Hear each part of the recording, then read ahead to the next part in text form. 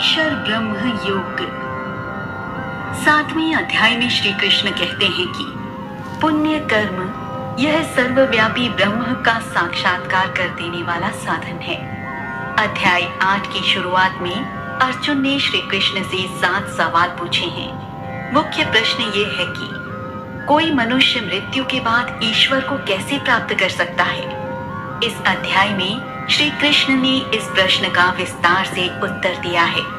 इसके अलावा मृत्यु के पश्चात मनुष्य की इच्छा अनुसार स्वर्ग, मोक्ष या पुनर्जन्म किस विधि से प्राप्त कर सकता है, इसका भी ज्ञान दिया है।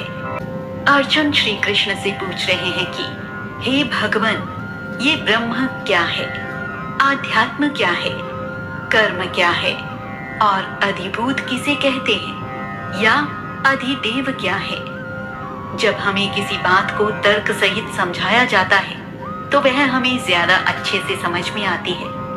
अर्जुन को भी अब श्री कृष्ण की बातें सही लगने लगी थी और कुछ कुछ समझ में भी आने लगी थी, लेकिन फिर भी जिस योग को साधने के लिए कठोर तप करना होता है और जिसे जानने में वर्षों लग जाते हैं, उसे कुछ ही समय में संपूर्ण रूप से कैसे जाना जा सकता है।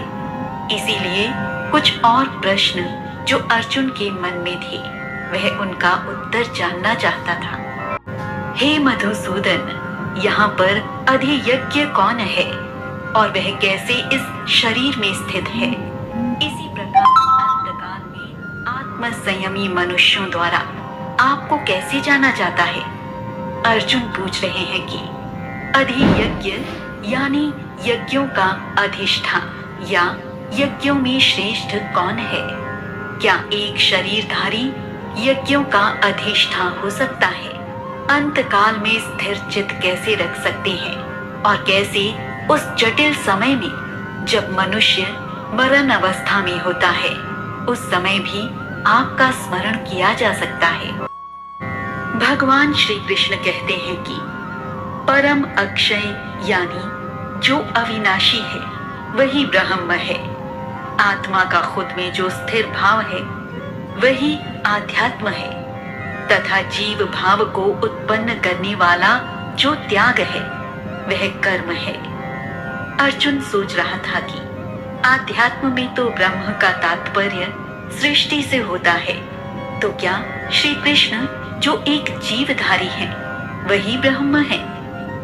अर्जुन के सभी प्रश्नों का उत्तर देते हुए श्री कृष्ण कहते हैं कि जिसका कभी भी क्षय यानी नाश नहीं हो सकता है वही ब्रह्म है और ब्रह्म के ऊपर पर ब्रह्म यानी परमेश्वर है और उस परमेश्वर को जानने के लिए भाव सहित साधना से अपनी आत्मा को स्थिर करना आवश्यक होता है और आत्मा का यही स्थिर भाव ही आध्यात्म है और इस स्थिर भाव को पाने के लिए मोह का त्याग करना होता है और यही त्याग ही तो कर्म होते हैं।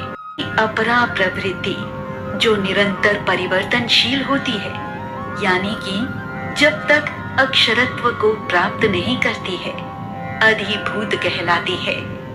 ब्रह्म के ऊपर जो पर ब्रह्म है वही अधिदैव है और वह अधिदैव मैं हूँ और उस आधिदैविक शक्ति का साक्षात्कार करने के लिए अधियज्ञ किए जाते हैं। वे अधियज्ञ भी मैं ही हूँ।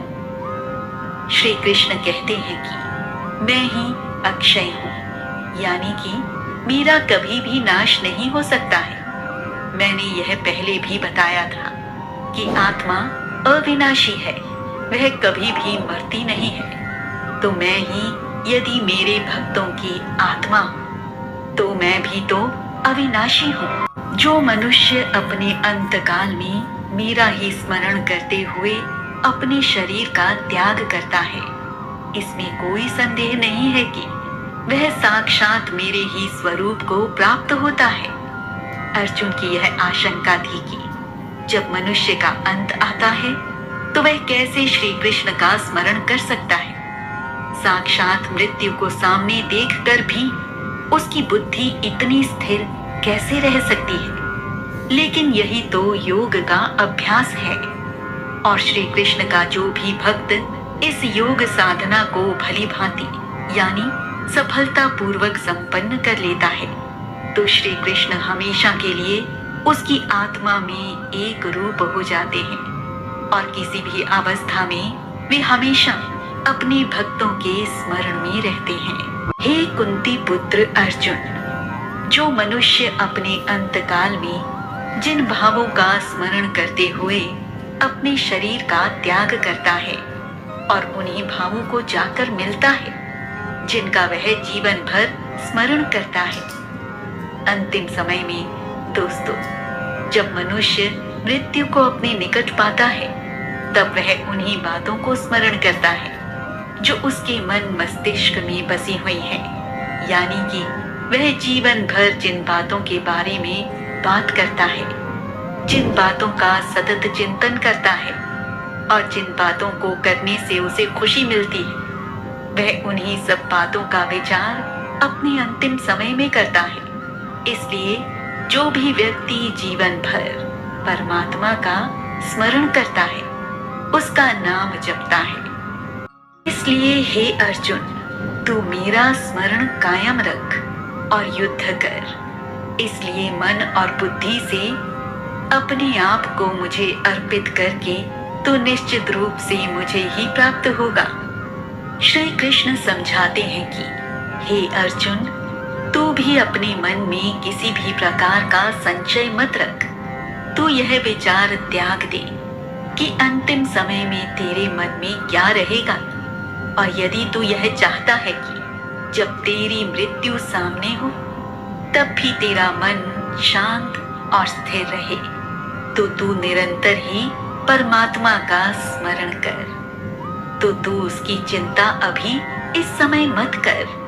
अभी तो केवल कर्म कर्तव्य यानी युद्ध कर। तू अपनी बुद्धि और मन स्थिर करके निरंतर मेरा स्मरण करता रहे, जिससे तू अपने अंतिम समय में मेरा ही स्मरण कर सके।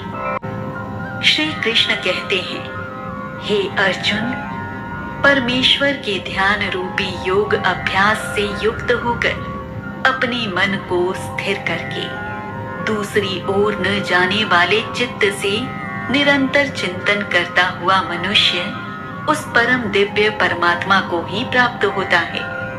और तू जो यह सोचता है कि जब मनुष्य यह जानता है कि उसकी मृत्यु उसके सामने खड़ी है, ऐसी असहनीय घड़ी में भी वह मेरा स्मरण कैसे कर सकता है, तो इसका उत्तर यही है कि जो योग युक्त हो गया उसने अपने मन पर भी नियंत्रण कर लिया, और उसका नियंत्रित मन वही तो करेगा जो वह कहेगा। इसलिए यदि वह इस समय भी प्रभु का स्मरण करना चाहेगा तो उसका मन भी वैसा ही करेगा, और इस प्रकार वह निरंतर ईश्वर को याद करके परमात्मा को पालेगा। मनुष्य को चाहिए कि जो सर्वज्ञ है, अनादि है, जगत का नियंता है, सूक्ष्म से भी अति सूक्ष्म है, सभी का पालन पोषण करने वाला है, अकल्पनीय है, सूर्य के समान चमकने वाला है और अविद्या रूपी अंधकार से परे है, ऐसे दिव्य परम पुरुष परमात्मा का स्मरण करना चाहिए। श्री कृष्ण ने हमें परमात्मा का स्मरण करने के लिए कहा है, और अब वे बता रहे हैं दोस्तों कि हमें किस परमात्मा का स्मरण करना चाहिए। हमें ऐसे ईश्वर का स्मरण करना चाहिए जो हमेशा ही मानव जाति के उत्थान के लिए काम करे, सभी को अपनी संतान समझकर उसका पालन पोषण करे, जो सूर्य के समान तेजस्वी हो और मनुष्य को भी अज्ञान के अंधकार से निकालकर ज्ञान की रोशनी की ओर ले जाए। ऐसा पुरुष निश्चित रूप से ही महापुरुष होता है। इसलिए हमें ऐसे दिव्य महापुरुष परमात्मा को स्मरण करना चाहिए।